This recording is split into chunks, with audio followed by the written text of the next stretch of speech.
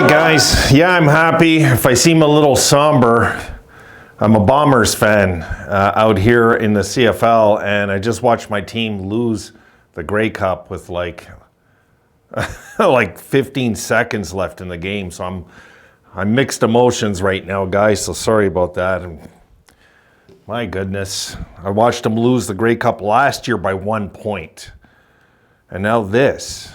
And I'm talking to my buddy, and it was against Montreal, too. I've been a Winnipeg fan, guys, longer than I'm a 49ers fan.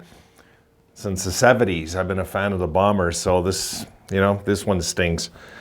But the boys won, so that's some good news. I'm happy about that. And in case you're wondering if I ever cheered any Montreal teams in ever here in Montreal, yeah, I was an Expos fan forever, so.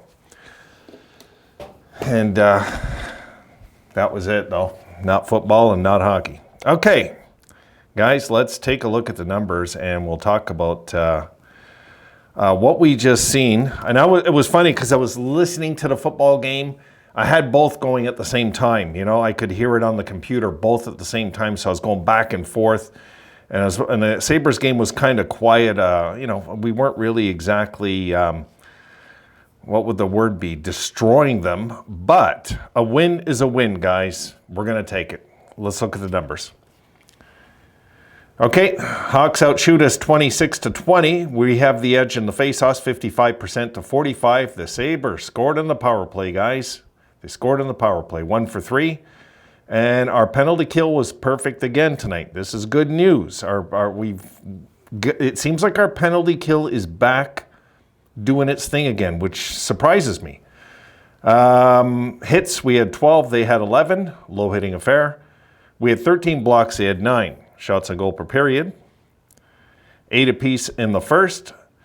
Sabres looked like they fell asleep in the second. 12-6 Chicago in the second. And 6 apiece in the third. 26-20 the total. Scoring. And Dahlin, it was the Dahlin show tonight, folks. Dahlin opens it up, makes it 1-0 from Benson and Peterka at the 4:53 mark.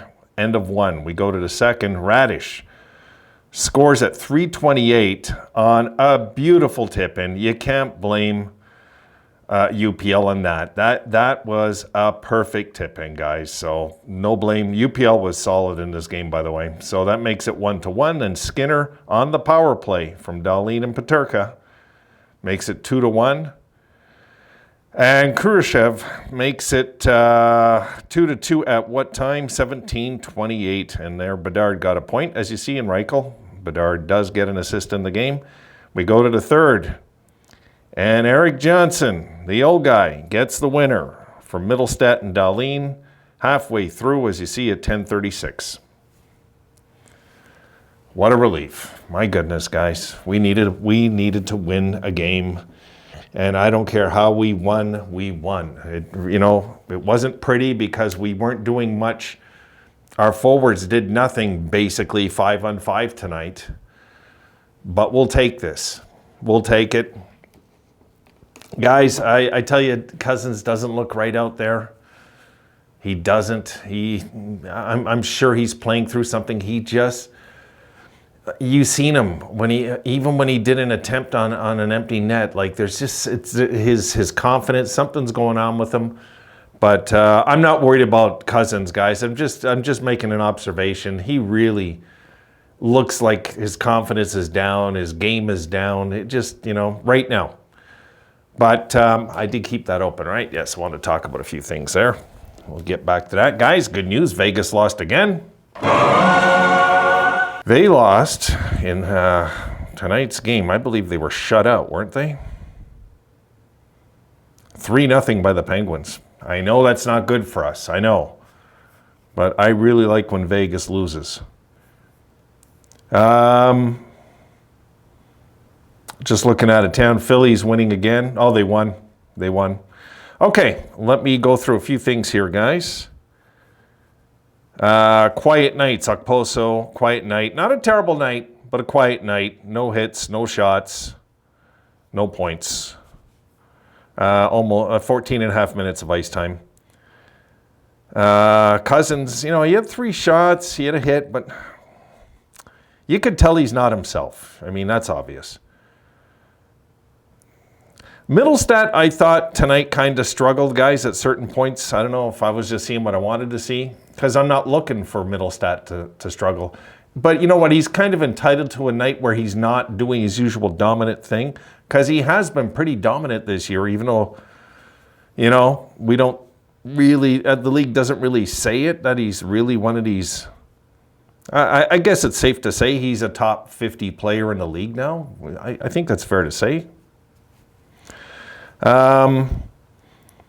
Skinner, I was going to say before the game, I was going to call him to score because he was due for a goal. Olsen had 2 shots, no goals. Peterka had another good night. He quietly has good nights, but quiet on the hits and shots. He didn't get any. And Tuck, 2 shots, a hit. But then we go. Mateus, of course, was doing his thing, 3 hits. And folks, Rasmus Dahlin, a goal, 2 assists, 3 hits, 5 shots. Can we say any more about this guy, honestly? And Yoki Haru, his numbers are quiet, but I liked his game tonight. I found there was no errors. Owen Power, folks, looked a little lost out there tonight. I will say he's young. Let's not forget he's young, but he looked kind of lost out there at certain points. He could have kicked that goal. He could have hit that goal in at the very end. So I was a little uptight with him. So I'm feeling good about it, folks. I mean, look, a win gets us back to a game under 500. We could have been 3 games under for the first time all year. I didn't even want to say it before. You know, it's if they would have fallen to 3 under, then you're a winning streak away from 500. This was a huge win. They needed to get this. I'm not even going to care where they are in the standings right now. I just want to see the boys get their act together. And you know what? We can say, I guess, to a degree, defensively, the momentum carried over into this game. We played pretty solid. You know, we weren't giving up tons of mistakes in our zone. Not really. It wasn't like we were like looking at them. But, you know, and this thing of getting caught on the ice, we got to figure that out. We get caught too often late in the game. In the overtime comes to mind when we had the overtime game recently. We've got to make sure that we do not get caught tired on the ice. And we were caught tired at the end on the ice at the very end because we should have cleared that puck a few times and didn't. So there's a few things I you know, that were ticking me off. But you know, you get more stress, guys, as a fan when you're watching, when your team's in a losing streak.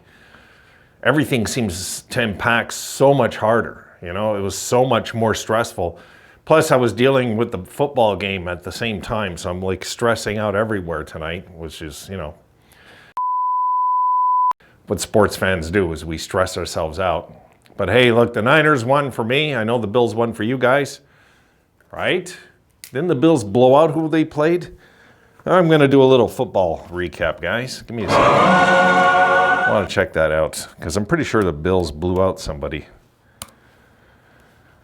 I was concerned about the 49ers not too long ago, but now it looks like they got their act together, and hopefully the Bills do too. It'd be nice, guys. Wouldn't that be something if we were, if our teams met in the Super Bowl? Wouldn't that be kind of strange?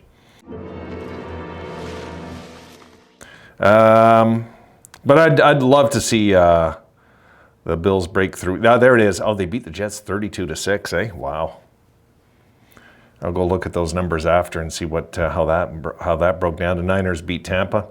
Anyway, I'm not going to run through the NFL scores, guys, but I'm happy. You know, like 2 of my teams won, and the honest truth, guys, the biggest game of the day for me was the Grey Cup game, and that's the one I get screwed on. And I live in the city, so I'm gonna have to hear about the parade and everything. And anyway, it's not as huge as it used to be. Once upon a time, this was one of the biggest things in Canada every year when this event happened. It's not like it was, especially when, you know, times have changed. But still, for me, it's an emotional thing. I'm very attached to my sports teams, and the boys won, so they made my night.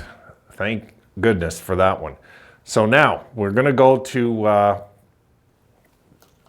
Let me get the schedule, guys. I'll talk briefly about that. And we'll wrap it up.